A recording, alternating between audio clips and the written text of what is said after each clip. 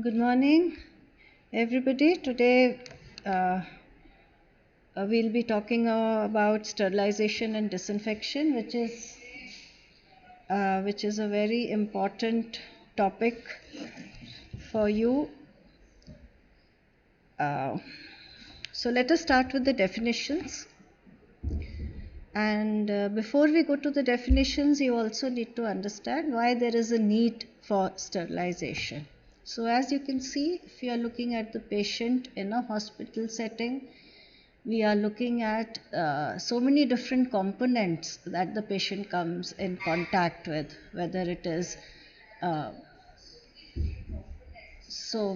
is the staff, the equipment, the food, the environment, the air, water. And when we talk of patient care and when we are looking at the equipment, this is where sterilization and disinfection is very important.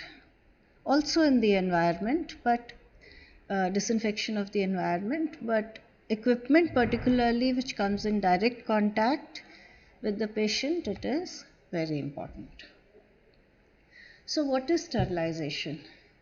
Sterilization refers to a physical or chemical process that completely destroys or removes all microbial life, including spores. So we are looking at a process which is complete. On the other hand, when we look at disinfection is something relative. So it's a process of inactivating microorganisms by direct exposure to chemical and physical agents. And when we are talking of disinfection, broadly speaking, since it's relative, we do not talk of the removal of spores. It can refer to the action of antiseptics as well as disinfectants. Antiseptics are biocides or products that destroy or inhibit the growth of microorganisms in or on living tissue. On the other hand, the disinfectant is a biocide or products that destroy or inhibit the growth of microorganisms on inanimate objects or surfaces. And biocides are basically chemical agents, usually broad spectrum, that inactivate microbial life. So coming to sterilization and the different methods of sterilization.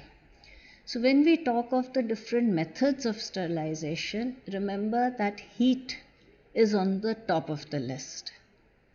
Apart from this, we have the ionizing radiations, filtration, and you will also come across terms like sterilant liquids and sterilant gases. Now, what are these sterilant liquids and sterilant gases? These are, when we are looking at a sterilant liquid, when a liquid which is used at an appropriate concentration for an appropriate duration of time. So, certain liquids can act as sterilizing agents. That is the sterilant liquids. And as I have just mentioned, when we talk of sterilization, heat tops the list. And if some of the books give things like amongst the methods of sterilization, things like sunlight, please ignore. It is not a method of sterilization. So when we talk of heat, we are looking at two different types of heat. One is the dry heat and the other is the moist heat. When we are looking at moist heat, sterilization using moist heat, then we are looking at three different temperatures. Temperature of less than 100 degrees, temperature at 100 or more than 100. And principle of moist heat is that it targets several sites. It acts by degradation of DNA, RNA, protein coagulation, inactivation of enzymes, and membrane damage. Let us come to the different conditions, different temperatures at which we use moist heat. So coming to the first one. When we talk of temperatures below 100 degrees centigrade, so we are looking at pasteurization, inspisation and the use of heated washing machines. Pasteurization, as you can see, as the name suggests, comes from Louis Pasteur, and Louis Pasteur is the father of microbiology. No? And you all know that the milk that we commonly use is pasteurized milk. There are different methods by which one can do pasteurization, but they are all involving temperature below 100 degrees, whether it is 63 degrees or 72 degrees, then the duration of exposure will vary. Coming to inspisation, inspisation is a technique where we use moist heat below 100 degrees centigrade for certain culture media which contain egg or serum, because if you use very high temperatures then it will just coagulate. And as you all know, the most commonly used egg containing media is Lowenstein-Jensen media, and the most commonly used serum containing media is the Loeffler's serum slope. So inspisation is when we are using a temperature of 80 to 85 degrees centigrade for 30 minutes on 3 consecutive days. So this takes care of egg or serum containing medium. The use of washing machines, yes, certainly low temperatures below 100 are used. Sometimes 70 degrees is used, sometimes 100 degrees. Sometimes 80 degrees is used, but basically this will not, such a method is not going to provide sterilization. Yes, the washing machine and the agitation will reduce the bioburden and some amount of disinfection.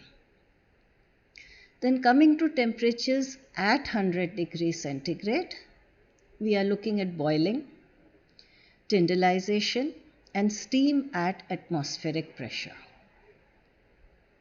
Now when we are looking at temperature at 100 degrees centigrade, obviously boiling. Now boiling, what is the correct method of boiling? Correct method of boiling is rolling boil.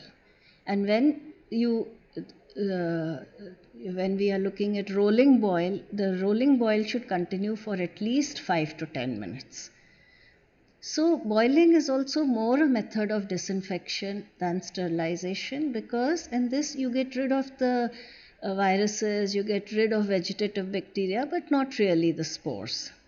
So yes, boiling drinking water will get rid of all possible bacteria that you are scared of and things like hepatitis viruses, but it would still be a method of disinfection. Earlier on this was used to some extent, but now this method for any kind of instruments is not used. Coming to tyndallization, tyndallization is a method which is intermittent sterilization, where you use steam at 100 degrees centigrade for 20 to 45 minutes on 3 consecutive days.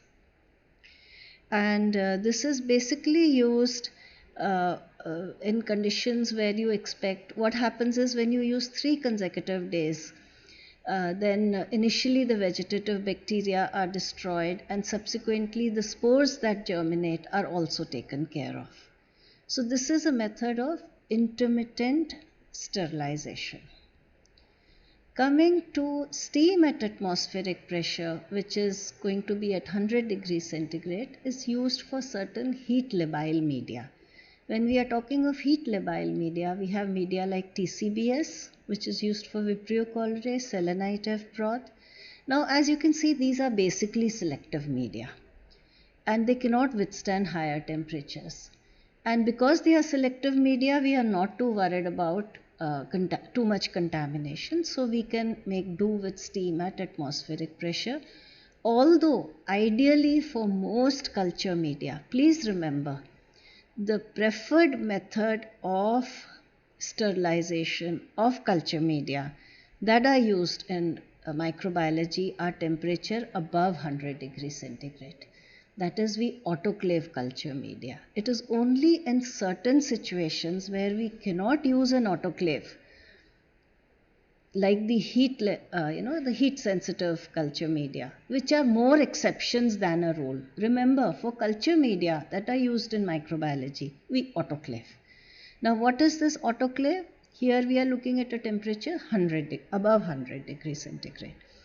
So an autoclave, as you all would know, these are sterilizers which operate at high temperature and high pressure. So they basically work on the principle of a pressure cooker. Normally the water boils when its vapor pressure equals to atmospheric pressure, which is at 100 degrees centigrade. But if in a closed vessel the pressure is raised, then the temperature at which the water will boil will also be raised. So we are looking at a higher temperature. We are looking at 121 degrees centigrade. And how the steam works in different ways. The steam is basically biocidal, and it also increases the water content of spores, leading to hydrolysis of the spores. It releases the wealth of latent heat. So all lead to destruction of microbial life. So that is basically the principle of the autoclave. And what you need to remember is that the time for the autoclave period starts when the desired pressure is reached. So once the desired pressure is reached, that is when the holding time for the autoclave starts. And one important thing that you need to remember is that if a closed vessel will have air, then the desired pressure will not be reached. So it is important that the air removal of the autoclave is done properly. Further, air also prevents the process or reduces the efficiency of the process by forming an insulating layer. Now, as you can see, look at this diagram. This is just a simple autoclave. A simple autoclave can be vertical or horizontal. Here what I am showing you is a horizontal autoclave. So you can see there is a source of heat, there is water, and there would be a tray to keep all the material that we want to sterilize. And this is of course the gasket, the discharge tap, the safety valve, and a pressure gauge. And as I told you, once the desired pressure is reached, only then the holding period of the autoclave starts. These are the time temperature relationship in thermal sterilization when we are using moist heat. The most commonly used temperature is 121 degrees centigrade for 15 minutes. There are other options like 126 for 10 minutes and 134 for 3 minutes. Commonly used temperature and time is 120. Certain ophthalmic solutions, things like rubber gloves where autoclaving may be used, is that autoclave is also used for sterilizing the laboratory discard in the waste disposal. So that is also a very important purpose where autoclave is used. Now, how do we know that the autoclave is running properly? So for that we have certain indicators which are called the sterilization control of autoclave. There can be chemical indicators where you see a color change. There can be biological indicators. It is the biological indicators which are more appropriate, and then there can also be gross methods like if you put an adhesive tape, simply charring of the tape would indicate that it has been in and out of the autoclave. That simply shows that your package went inside the autoclave and has come out, but you do not know whether the autoclave is working properly or not. Ideally, this should be checked by using biological indicators, and for this we use spores of Bacillus stereothermophilus, which is now called Geobacillus stereothermophilus. Now, what are we now when we are using these spores, remember that you should place the spores at different levels of the autoclave. These are spore strips. These are available commercially, or you can simply make them in the lab. So you place them at different levels of the autoclave, and once the autoclave has run its cycle, you put it in a recovery broth. And Bacillus stereothermophilus is a thermophilic bacteria. And if you recollect your initial chapters of microbiology, thermophilic bacteria grow at a temperature of 55 to 80 degrees centigrade. So if you want to grow this, we'll have to keep a temperature like that. So we put it in a recovery medium and incubate it at high temperature, 55 degrees centigrade, for 7 days with daily subcultures.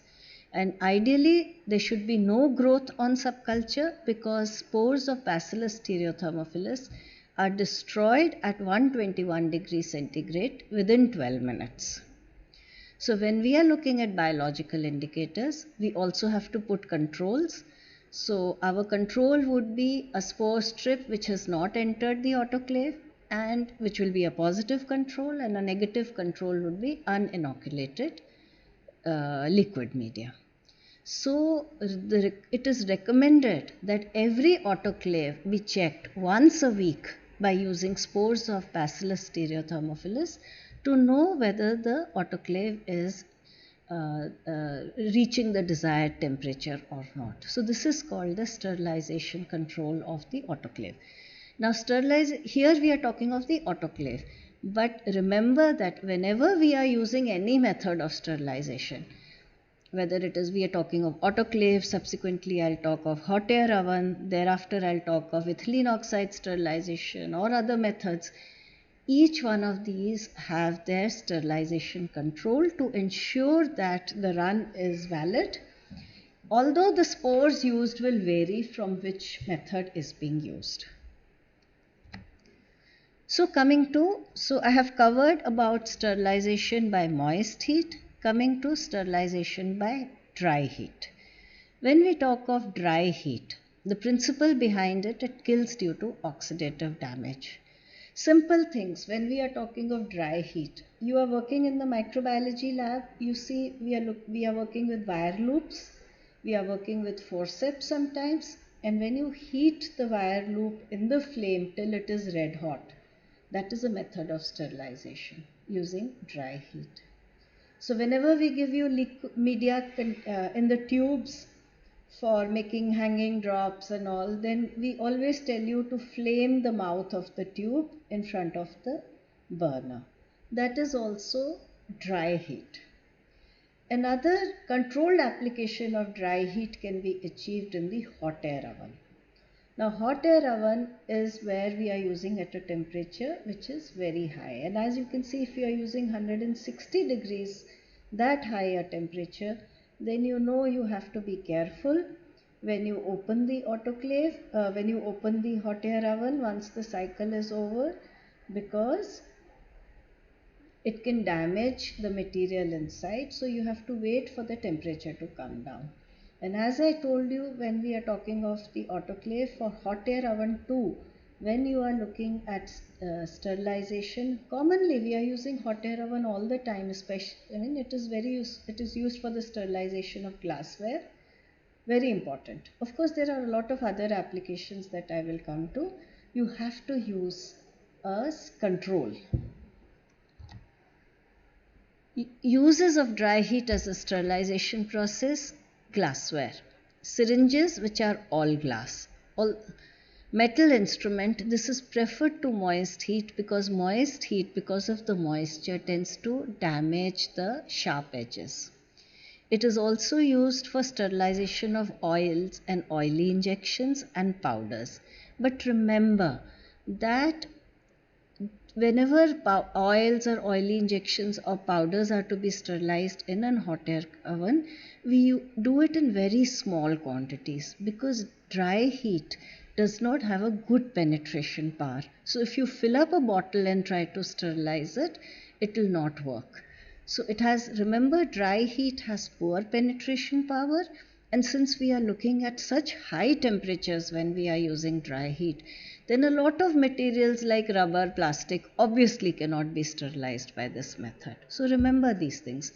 Another important thing that is missing from this, where we use dry heat and we show you all the time in the Viva tray, is the cotton swabs. They are also sterilized by in the hot air oven. Okay. So let's move on further. Coming to other methods of sterilization. Other methods I have written here: sterilization by filtration, sterilization by radiation, where we are talking of gamma radiation, which I am sure you are familiar with. Then we are talking of non-ionizing radiation, and ultrasonic and sonic vibrations. I have put two big question marks because it is not really a method of sterilization. I have put it here because some of your books talk about it. So when we talk of sterilization by filtration, what are we looking at? Sterilization of heat labile liquids, right? Because anything which can be put in the where heat can be used, we are not going to use filtration. So when we are looking at heat labile material, we are looking at sera, we are looking at carbohydrate solutions that we use, the sugars that you see all the time. We are looking at antibiotic solutions where we use sterilization by filtration. Although your books talk of various kinds of filters like earthenware candle filters, then there's asbestos seeds filter, you have certain sintered glass filters. The most commonly used filters as of today are the membrane filters. Membrane filters are easy to use. They are available in different pore size, starting from 0.01 microns to slightly bigger ones. They do not absorb the fluid, so the efficiency of filtration is there. And they can be readily sterilized by autoclaving. So we have more or less shifted to membrane filters for a lot of things. Coming to sterilization by radiation, ionizing radiation, which is the gamma radiation, which you are all aware about. You use disposable syringes all the time. Mostly they are sterilized by gamma radiation. But gamma radiation is not a facility which is there in the hospital. You will see autoclaves in every hospital. You will see hot air ovens in every hospital and a lot of other things. But to provide this sterilization using gamma radiation, you need a different kind of commercial setup. But it's a very good method of sterilization for plastics, for any kind of sutures, feeds. So it is used extensively. And this is also called a method of cold sterilization, as there is no heat generated in this method.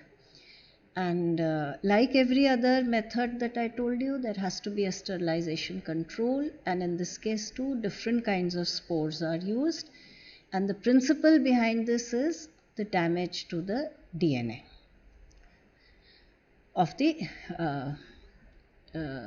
nucleic acid of the organisms. Coming to non-ionizing radiations, we are looking at UV radiation, infrared. Remember that these are not really methods of sterilization. We do use UV in biosafety cabinets or maybe in certain parts of the hospital.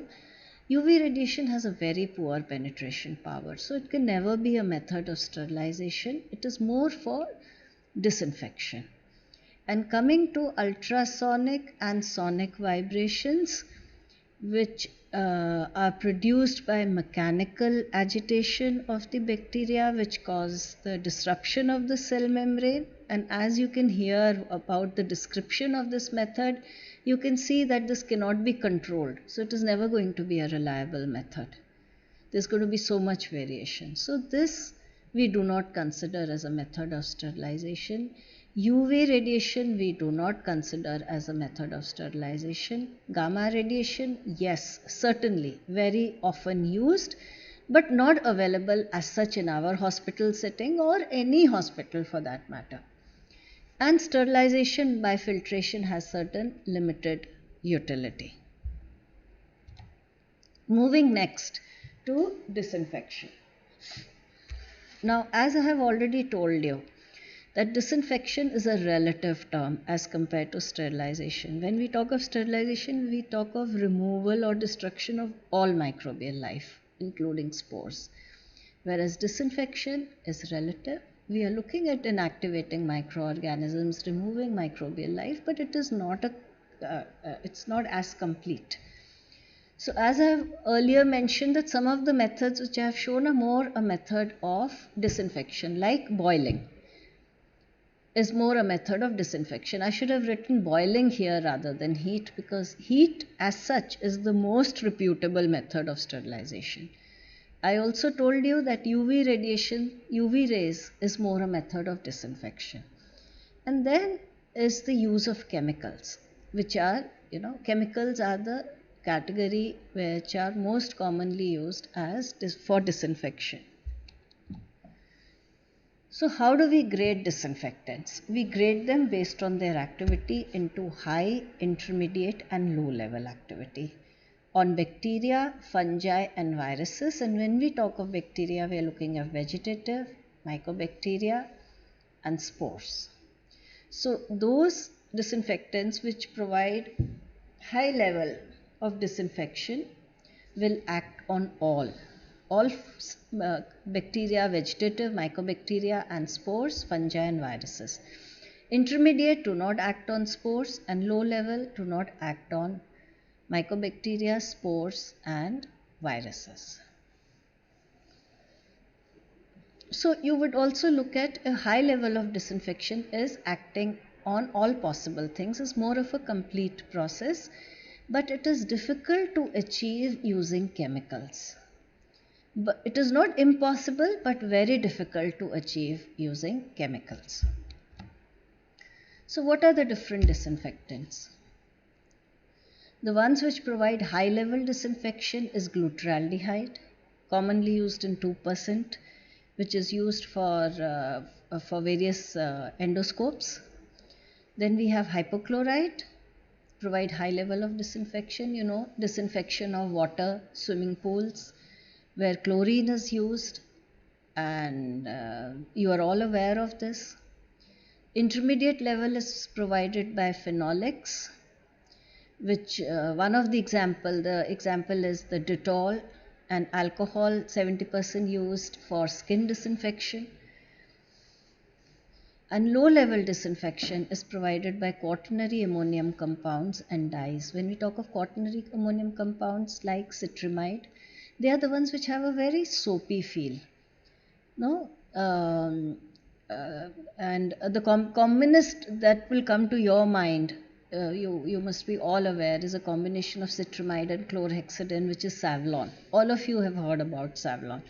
So these have a very soapy feel. They are useful in certain conditions. We want to use soapy disinfection in certain conditions, and I want you to think and tell me sometime. And but these are more active against gram-positive organisms, have little activity against gram-negative organisms. Similarly, for dyes, we have aniline dyes like gentian violet, malachite green. Now these also have more activity against gram-positive than gram-negative. And as you can see, that malachite green we use in LJ medium. So obviously it does not inhibit the growth of mycobacterium that we use it in LJ medium. And then we have certain ecridine dyes like ecriflavin that too have more activity against gram-positive than against gram-negative bacteria. So basically they provide limited activity, limited spectrum of activity. So let us look at the descending order of resistance of microbial cells to antiseptics and disinfectants. So if you look at the descending order, you can see that most difficult to remove are the prions, and the easiest to remove are the lipid enveloped viruses like HIV and HIV, which are of a major concern to us in terms of occupational hazard. And the rest you can see is easiest is lipid enveloped viruses.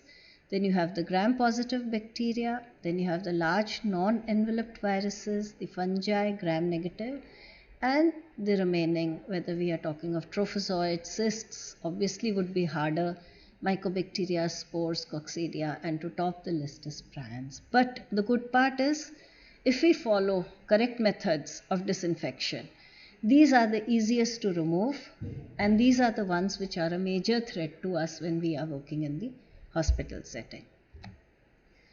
This is simply to give you an idea which are the common disinfectants that we are using in our setting, like glutaraldehyde, combination of glutaraldehyde and like Corsolex, chemically bound formaldehyde. Bacilloid, also basic constituent is glutaraldehyde. Then we have phenol, 1% hypochlorite, then bleaching powder, which is sometimes used in the pools. So coming to the testing of disinfectants. Testing of disinfectants is done by the in-use test. Why do we need to test disinfectants? We want to make sure that the disinfectants are actually effective under the conditions and the period of use.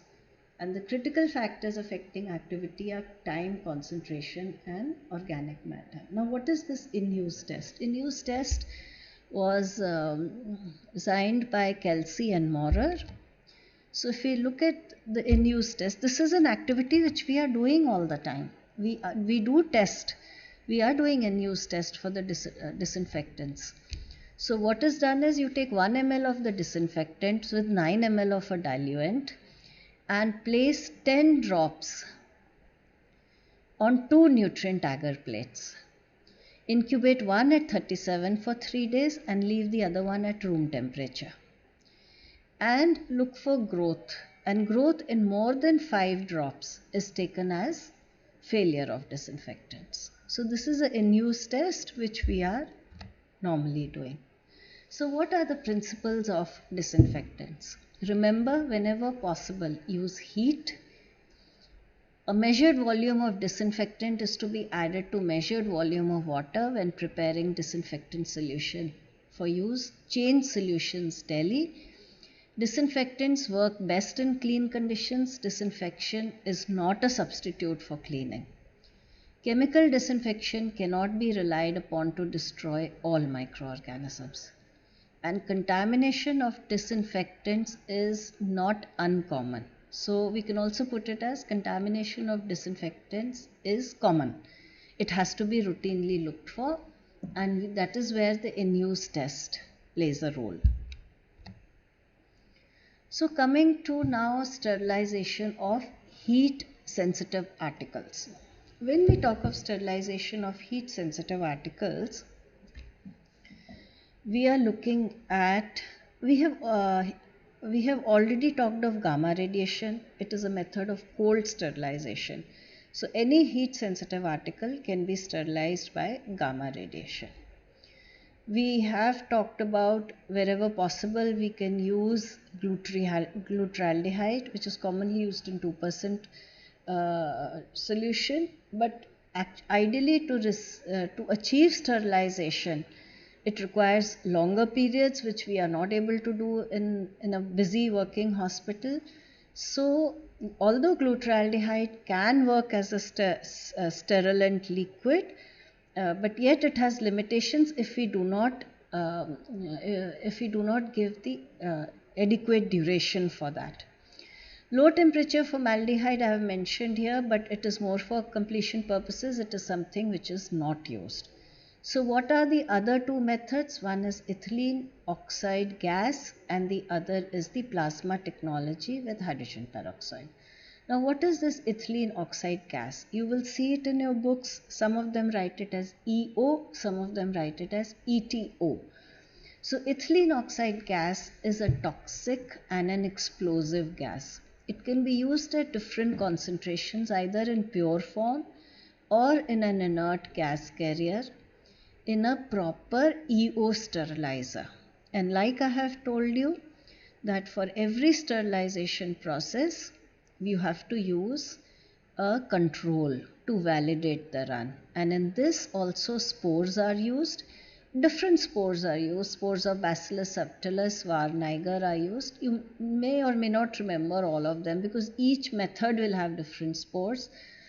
But remember that it is very toxic and explosive, so this gas as such, and although it was used and it is still used in a limited way because of a lot of hospitals have now adopted the plasma sterilizers. Now, plasma, as they say, is the fourth state of matter after solid, liquid, and gases.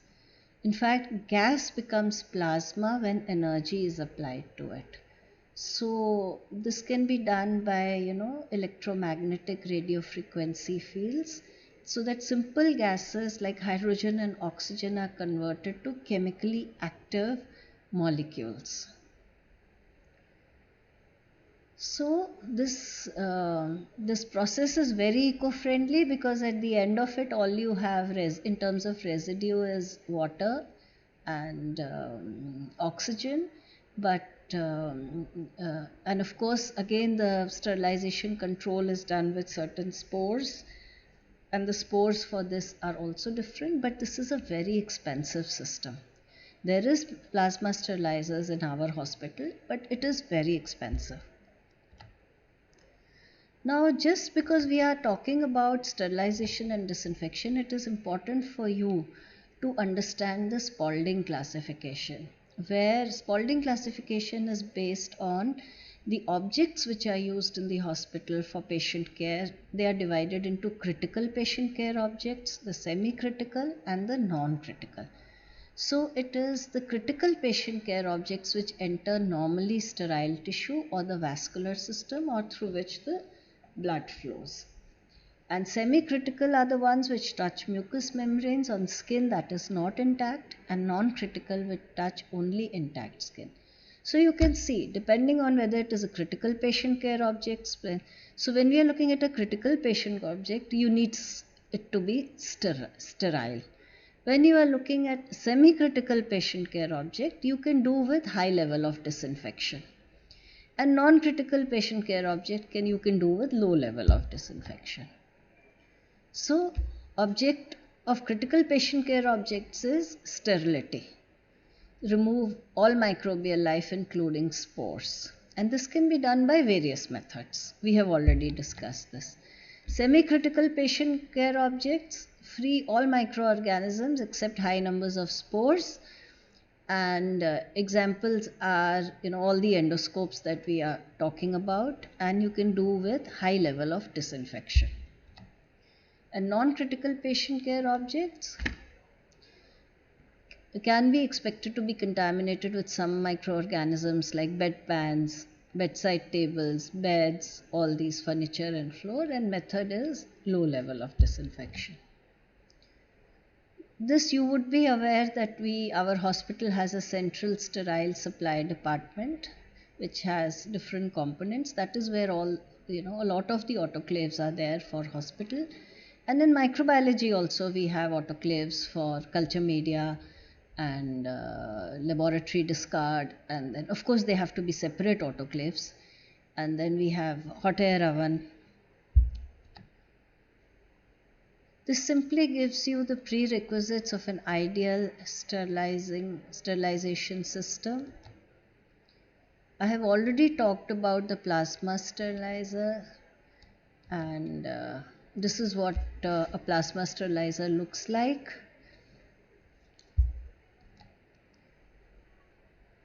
I have already covered about this, that reactor mixture of ions, electrons and neutral species can be produced by either high temperature or strong electric or magnetic fields. Also describe the fourth state of matter. So just to sum up for today, things to remember: that heat is the most reputable method of sterilization and should be used whenever possible. Dry heat is used. Dry heat, I told you, where we use a hot air oven, is used for sterilization of glassware, metal instruments, cotton swabs, powders, oils and greases. Moist heat is suitable for sterilization of most culture media, laboratory discards and porous packaged materials. Remember that boiling is more a means of disinfection rather than sterilization. Sterilization of heat labile fluids can be achieved by filtration. Remember I told you about sugar solutions, sera, and antibiotic solutions. Gamma radiation offers reliable means of sterilizing plastic syringes, plastic swabs, culture plates, catheters, rubber gloves, animal feeds, catgut, and metal foils. Heat labile equipment is most often sterilized by EO, although other methods are now available like plasma. A homemade EO sterilizer should never be attempted because EO is an explosive gas. Each sterilization cycle must be accompanied by a control to test the validity of the run.